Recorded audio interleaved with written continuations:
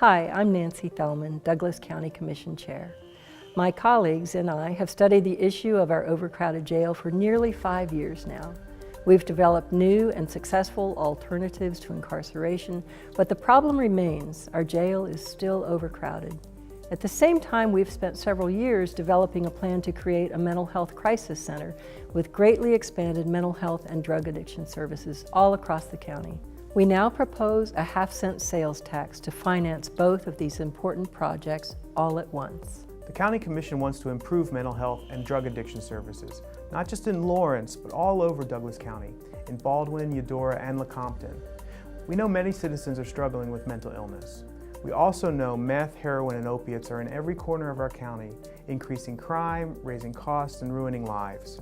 The County Commission wants to meet this crisis head-on. Working with 6 dedicated county partners, we want to fund a new mental health crisis center and recovery campus and dramatically expand mental health and addiction services throughout the county.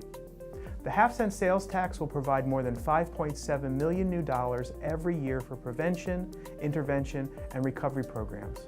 Our partners are ready and willing to go. We have an opportunity to let a powerful collaboration of local healthcare providers get to work on some of the most vexing health problems in our community. Lawrence Memorial Hospital, Burt Nash, DECA, Heartland Health, Heartland RADAC, the Housing Authority, and Douglas County are now aligned with one aim: to build an integrated system of care that meets people's needs where they are. For those with intense mental illness or drug addiction problems, the county wants to build a crisis center where stabilization and sobering, detox, and respite beds are all under one roof, professionally staffed, 24 hours a day. The campus setting will provide space for much needed temporary and permanent supportive housing, all a stone's throw away from LMH, Burt Nash, and Heartland Health. I believe this is a solid plan. The other part of the referendum question is about remodeling and expanding the county jail. My colleagues and I have a legal obligation to provide for a safe, sufficient, healthy, and humane jail. We have a moral obligation to do all that and more.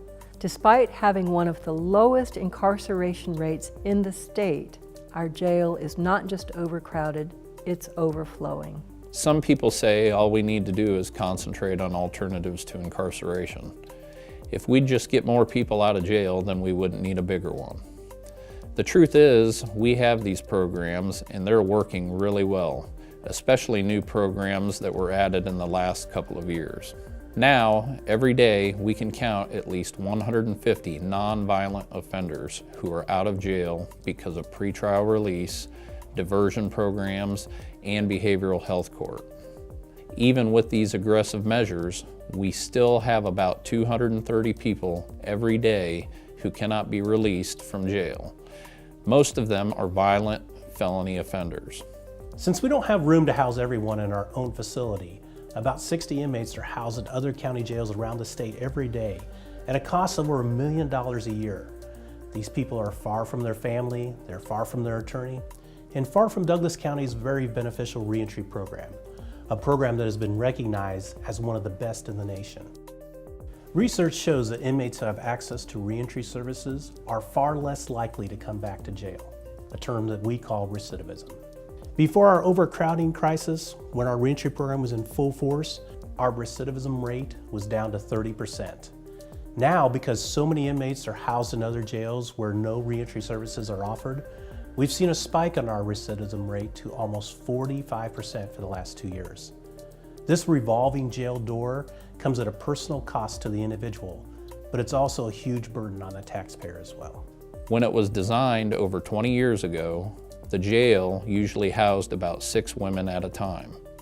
Now we have approximately 40 women housed all together, maximum, medium, and minimum security all in the same space.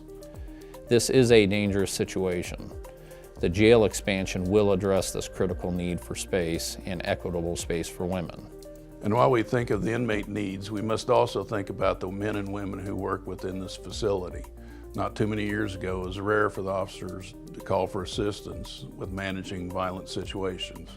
Now, with the majority of the inmates being violent offenders, there's an emergency call, officer needs assistance every 3 to 4 days. For this, for the sake of the inmates and officers alike, this is an unacceptable situation. The half-cent sales tax will provide $4 million per year to debt finance the jail remodeling and expansion and pay a portion of the operational costs. Financing construction this way allows the entire project to be built from start to finish over just 3 years. So that's both sides of the county's single question. A half-cent sales tax will provide nearly $9.7 million a year to Douglas County, which will allow us to accomplish both of these important projects at the same time. To make an informed decision, I encourage you to visit the county's website to read about the plans and projected costs of these important projects. Thank you.